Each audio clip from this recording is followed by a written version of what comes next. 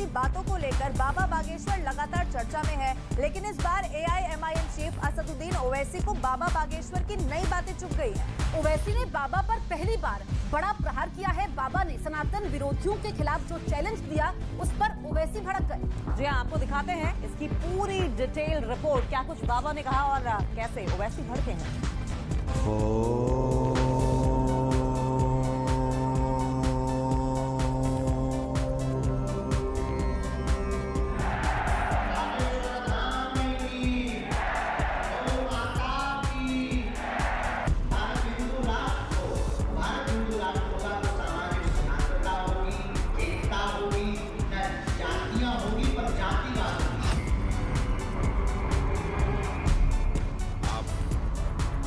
अम्बेडकर की तौहीन कर रहे हैं। हमारा ज्यादा बात विवाद में हमें उत्तर इसलिए नहीं देते क्योंकि हाथी चले बाजार, कुत्ता भौंके हजार।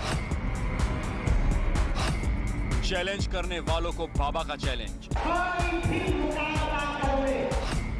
बागेश्वर महाराज ने दी मुकाबले की चुनौती। दूसरे पंथ का व्यक्ति बागेश्वर धाम का मुकाबला करते हम भूल चढ़ाते। खुले मंच से हुंकार, विरोधियों को ललकार। बागेश्वर धाम का मुकाबला करते हम भूल चढ़ाते। अब तक तो लोग बागेश्वर महाराज को ही चैलेंज करते थे। बागेश्वर महाराज के चमत्कार को चुनौतियां मिलती थी, चमत्कार को साबित करने की डेडलाइन दी जाती थी। लेकिन अब बाबा धीरेन्द्र कृष्ण शास्त्री ने इस अपनी भूमिका और चैलेंज करने की इस परंपरा को ही बदल डाला। चैलेंज करने का जिम्मा बाबा बागेश्वर ने खुद उठा लिया है। निशाना उन लोगों पर साधा जा रहा है जो लोग सनातन पर सवाल खड़ा करते हैं। ऐसे लोगों को सनातन के बहाने बाबा अपने मंच से खुला चैलेंज पेश कर रहे हैं, धूल चटा देने का दम भर रहे हैं। अब तक सनातन धर्म को केवल तर्क के आधार पर सिद्ध किया जाता था। हम दूसरे पंथों के लोगों को अपने गुरुदेव भगवान के चरणों के बल से और बागेश्वर हनुमान जी महाराज के बल से ये घोषणा कहकर कहते हैं, अगर कोई कहे सनातन धर्म में कुछ भी नहीं, तो पूरी दुनिया के कोई भी गणवार या शक्ति का दूसरे पंथ का व्यक्ति बागेश्वर धाम का मुकाबला करते हम धूल चढ़ाते। बाबा बागेश्वर इन दिनों छतरपुर में चल रहे समारोह में व्यस्त हैं। एक हफ्ते के समारोह में पहले महायज्ञ और फिर 121 कन्याओं के विवाह का व्यस्त कार्यक्रम चल रहा है। और इस कार्यक्रम के बीच बाबा हर रोज सनातन को लेकर अपना झंडा बुलंद करते दिखाई दे रहे हैं। इस बार तो बाबा धीरेन्द्र कृष्ण शास्त्री ने सनातन विरोधियों पर वार करने के लिए शब्दों की सीमाएं भी लांघ डाली। कोई भी मुकाबला कर ले और कोई ये कह दे कि बात शक्तियां नहीं होती या भगवान नहीं होते, ये संत पाखंडी होते या इनके ही लोग होते, इनकी ट्रिक होती है या विज्ञान होते, हम उनको नंगा करके भेजेंगे।